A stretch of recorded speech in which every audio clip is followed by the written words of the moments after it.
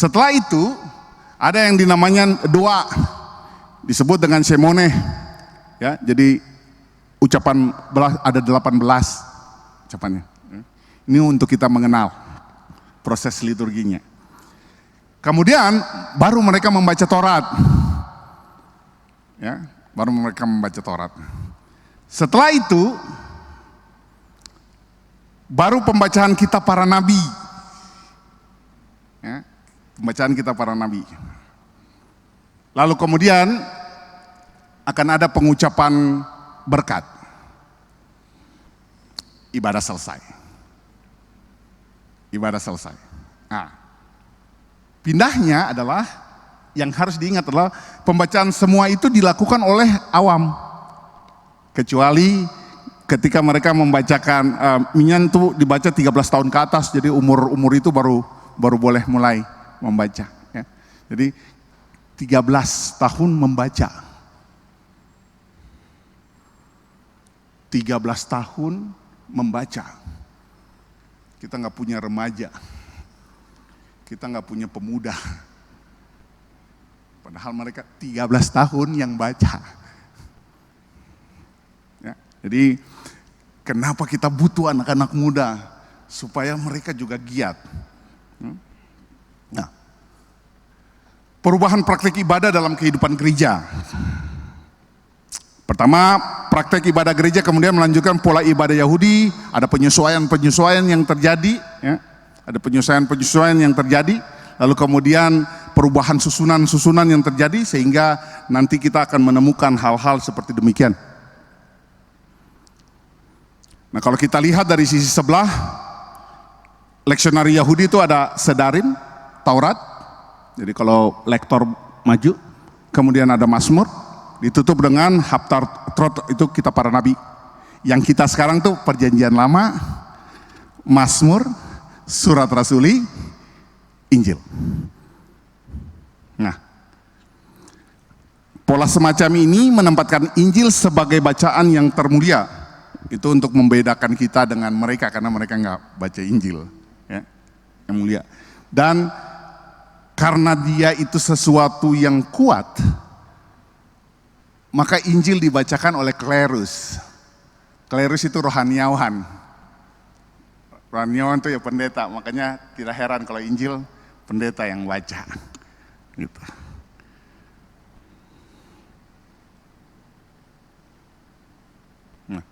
Nah, pada abad ini cuman sekilas, pada abad ke-5 tuh gereja Konstantinopel Timur mulai mengurangi jumlah pembacaan.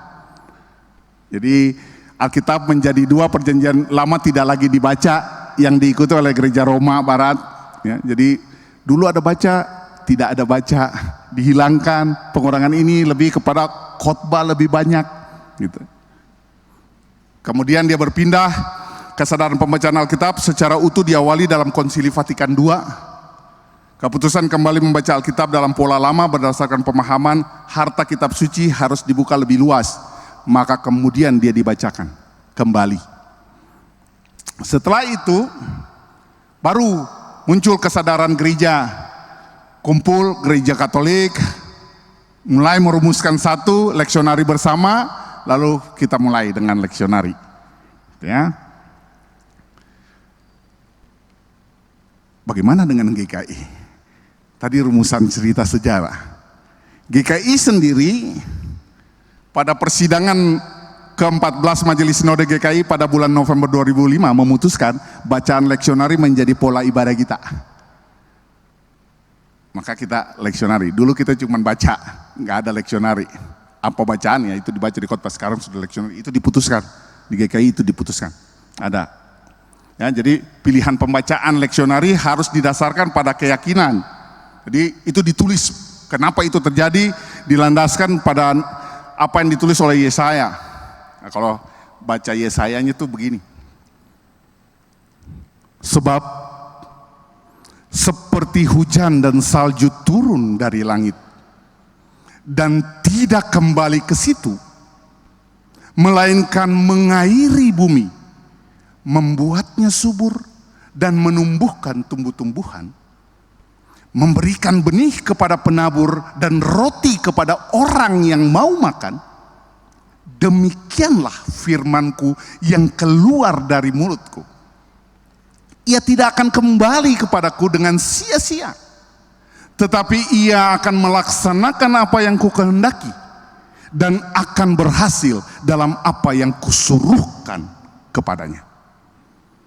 Jadi Yesaya nggak tulis seperti ini. Sebab seperti hujan dan salju turun dari langit dan tidak kembali ke situ, melainkan mengairi bumi, membuatnya subur dan menumbuhkan tumbuh-tumbuhan, memberikan benih kepada penabur dan roti kepada orang yang mau makan. Demikianlah firmanku yang keluar dari mulutku. Ia tidak akan kembali kepadaku dengan sia-sia, tetapi ia akan melaksanakan apa yang kukehendaki dan akan berhasil dalam apa yang kusuruhkan kepadanya. Bubar. Yang dengar nggak tahu mau nangkap apa. Nggak ada. Ya? Jadi ini yang harus kita perhatikan. Oke? Nah, pemahaman itu memberikan keyakinan buat kita bahwa sabda Allah yang ditabuhkan itu terus bekerja dalam diri kita, entah kita sadar atau tidak, suka atau tidak. Berdasarkan ini, bapak-bapak kita berpikir dan merumuskan sesuatu yang penting dan diputuskan. Ini harus menjadi penting. Landasannya ini, perilakunya tidak. Ya, mungkin karena selama ini kita ya jadi lektor, nggak ada dasarnya.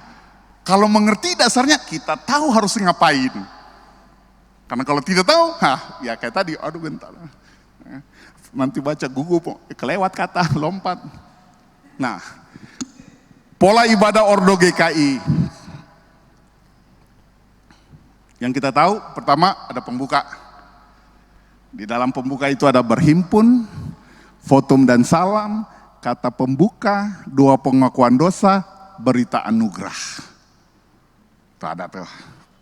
Ordo yang berikutnya itu adalah ordo firman.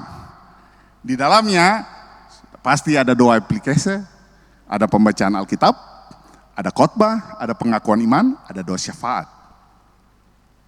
Ordo yang ketiga adalah ordo syukur. Di dalamnya itu ada persembahan syukur dan biasanya perjamuan kudus. Makanya alat perjamuan dibawa pada saat persembahan. Karena dia masuk di dalam ordo persembahan. Kemudian yang terakhir itu penutup. Nah, disitulah pengutusan berkat. Ini ordo kebaktiannya kita. Berdasarkan ini dipilah-pilah. Makanya kalau lihat tugas majelis jemaat, penatua yang bertugas bergantian. Di dalam ordo tuh terjadi pergantian. Ya karena kita dibagi dalam susunan. Oke, sampai situ kita mengerti. Nanti setelah ini kita akan masuk di dalam kerangka. Jadi saya menggabungkan liturgos dan lektor menjadi satu bagian. Karena ada perlakuan-perlakuan yang harusnya sama. Tetapi ada hal-hal yang berbeda, nanti saya ulas. Ya, kita akan mulai masuk kepada tugas sebagai liturgos dan lektor.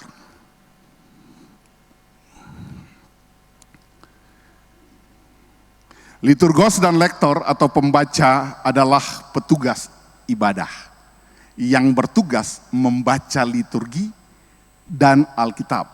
Tugasnya apa? Membaca. Oke? Bukan menambahkan.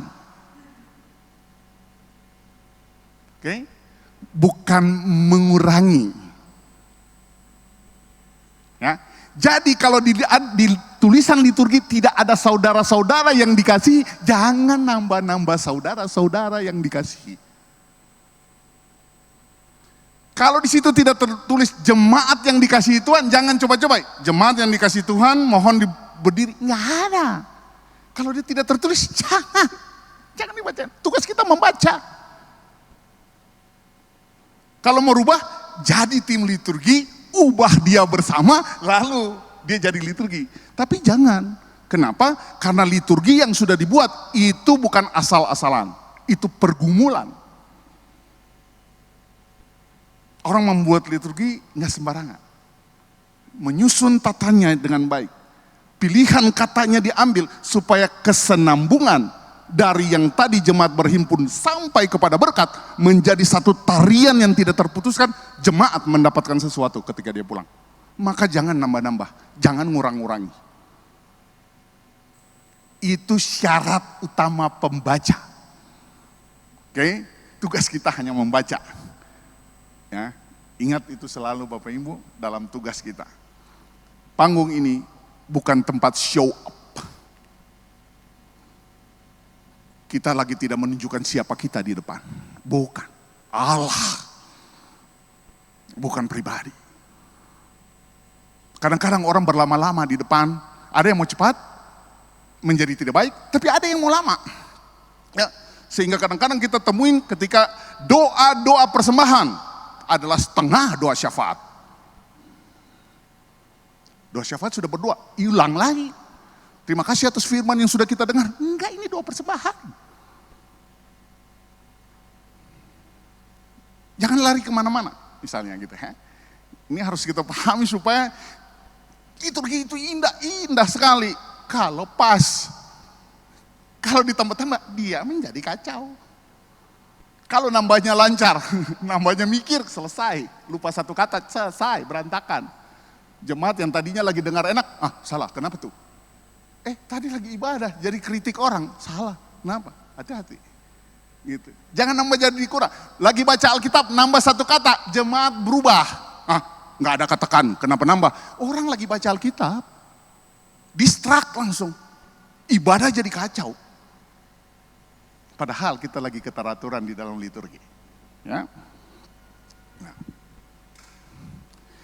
Melihat pentingnya hal tersebut, seorang liturgos dan lektor harus mempersiapkan diri dengan baik. Saya kalau ditugaskan jadi liturgos atau lektor, 2 minggu. Every day. Tidak ada saya lewatin. Saya baca. Gak berhenti. Sampai saya menemukan maknanya. Supaya saya bisa delivery di depan dengan baik. Bukan besok pagi mau tugas malam ini baca. Selesai. Nggak dapat apa-apa. Ringan. Ibadah jadi ringan. Materi yang diterima ringan. Jemaat pulang lewat pintu itu ditanyain apa tadi udah lupa. Jajanan banyak di Cibadak. Bapao diingat. Nggak bisa. Ya. Makanya peran kita penting sekali. Ya. Nah. Tak hanya kemampuan membaca saja yang harus dipersiapkan.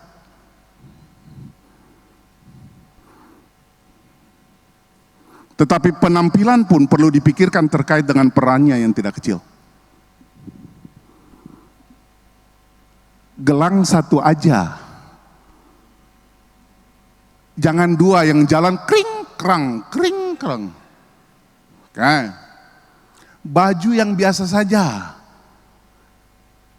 Poles muka boleh, jangan menor. Nanti orang ngomong soal penampilan, ibadah gagal. Itu kenapa dia begitu tuh? Itu kenapa? Aduh, kenapa tuh pakaian yang kanan tertarik ke kiri? Orang komen. Waktu jemaat komen, ibadah selesai. Maknanya nggak dapat, dampaknya nggak luar biasa. Sepatu nggak boleh pakai yang klutak klutuk, nggak bisa karena ada jarak jalan.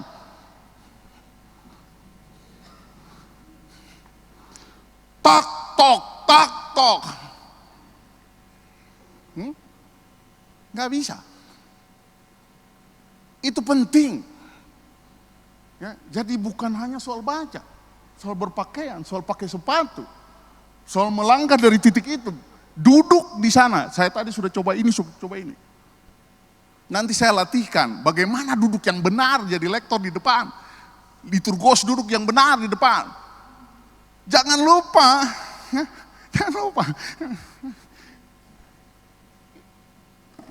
Empuk banget tuh kursi, empuk banget. Tapi bukan saya begini. Nunggu giliran. Hah? Rumah kopi. Hah? Itu udah dibikin tegak-tegak, iya maksudnya duduk tegak. Tadi saya sudah coba, kursi itu enak kalau ditarik banget, tapi nanti pasti orang ada yang gini-gini nih. Dia tekan, mau naik sini. Begini duduknya. Nggak bisa. Ya. Jadi segala sesuatu itu perlu dipersiapkan selain membaca. Dan semua ini saya latihkan hari ini.